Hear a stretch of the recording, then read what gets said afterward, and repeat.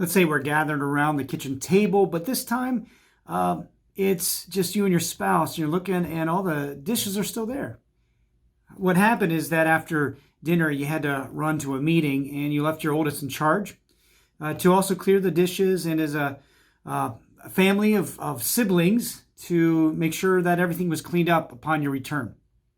And so you call to your oldest child, and they have all sorts of excuses. A friend called, and their little brother needed help. And then this came up, and the game was on, and they thought maybe they would just watch that, and finally they just never got around to it. So you're angry because this isn't the only time that they've done this. And now you, when you want to retire and go to bed, you've got all these dishes that are just piled up, and they're all crusty and hard now, and you've got to take care of it. And so you threaten with the law, and you give punishment, and you send them all to bed. That's generally how punishment can go as far as parents and disciplining their children.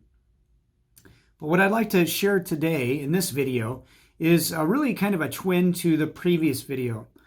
We want to take a moment like that where there's a lack of character, some rebellion perhaps against parental authority. And we want to do more than just parent according to the law. We want to make sure that even then, your child opens their eyes to see so that they can receive the bread of Christ, forgiveness, and learn from that love to put away that old self and to do better in the future. So I want to talk to you today a little bit about lostness. It's a twin to blindness. Our children do not understand how blind they are, that by their actions, they show themselves to be lost and condemned creatures, sinners against God, in need of rescue and redemption. So they're lost. And in this video, with this message, I want to talk a little bit about why, by nature, they're lost. What is it that drives them to be blind, to not be able to see how much they are in need of rescue, which also then shapes our parenting. We're not dealing with outward behavior. This is a matter of the heart. We want to open their eyes to their blindness. We want them to recognize how lost they are and the reason why they're lost, what makes them orphan themselves from God. So I want to read to you a passage from Luke chapter 19, verse 10, which really sets the stage for our conversation about opening the eyes of our children so that they might see their lostness and confess that too. Jesus, in rescuing a tax collector, the chief of tax collectors, Zacchaeus, Luke 19:10, when people objected, he said this, "The Son of Man came to seek and save what's been lost." So the Son of Man came to seek and save that which has been lost. How does that apply to our children? Well, let's just say it this way. If you're suffering from some terminal illness and you went to see the doctor, would you be satisfied with the doctor just saying, well, so here are all the symptoms you're suffering because of this disease. So what we're going to do is give you some medicine and it'll alleviate all the symptoms. You're still going to have the disease. What if you find out that this terminal disease is actually not terminal anymore? They actually just discovered a cure. But your doctor just keeps talking about the symptoms you're experiencing, how, they can alleviate that. But you're not going to be cured of it. When you know there's a cure, I guarantee you're not going to stay with that doctor. So it is with parenting. Parenting so often looks at the symptoms, the disrespect, a child who won't clean up the dishes, a child who's distracted, a child who rebels, and we look for good behavior. But instead, God is calling us to an opportunity there where through a process of unending conversation with a project in mind, we have a chance, an opportunity to say, do you know why you really didn't do the dishes? Pull off the blinders. You see, you have a sinful heart that causes you to stray and you become lost. And what's the basis of this lostness? Well, you feel like you're independent. It's because you have this autonomous nature, or at least you sense that you don't need anyone else, that you can be your own person, that you're smart enough to make your own decisions. That's evident in the fact that you hear our words, do the dishes, and you think you can follow a different course. You can do what you want.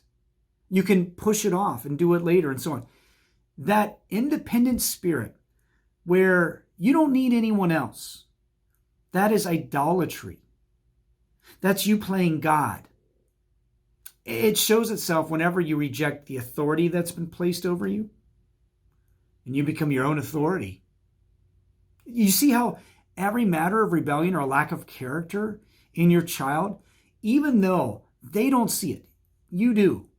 And you get to see the extent of the darkness that's there. And why did God give you such vision? It's so that you could rescue them from that darkness and teach them it's not okay to live according to that independent spirit. You will always need God.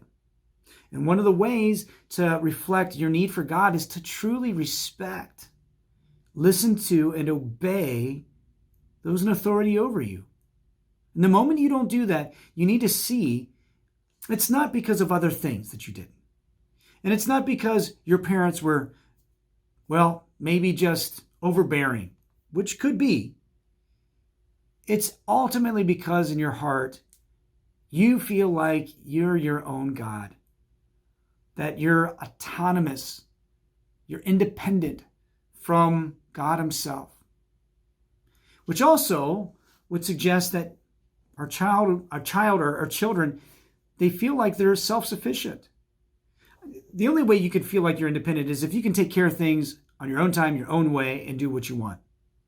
And you'll be fine because you'll take care of it. That's not true. We always are dependent on God. We're never independent from him. We can't really supply any of our needs apart from God. So we want to open our children to this. We want to give them insight into their lostness that stems from this autonomous nature that they have by their sinful nature, this sense of self-sufficiency that they need nothing else, that they can do it on their own. And in giving them insight, we don't want to be irritated. One of the things that we're tempted to do as parents is to, again, come down on our child for not doing what they should. Now, we point out the law. We point out there are consequences that they reap. But we do that with all patience and with seriousness. And we let them know, we give them insight into why. We ask them those questions. Why did you do this? And when they justify and defend themselves, we say, what's really going on? Go deeper. It's your sinful nature. That autonomous, self-sufficient spirit, which believes the lie, that you're your own God. That's why you did these things. And I'm just asking you to own it. We do it with compassion. That's in the sense like, I get it because I do the same things with God. I do the same things. I fall into the same traps as a parent. And we give them hope. That's why I need Jesus. And that's why you need Jesus too. And how wonderful to know that you're forgiven for not doing the dishes. You're forgiven even as your sinful heart shows again you were lost. But now you're found. You see, parenting is a rescue plan, isn't it? It's not a change your behavior. It's a rescue plan to rescue a heart that's in desperate need of rescue. And we know because our hearts needed that same rescue and every day still do.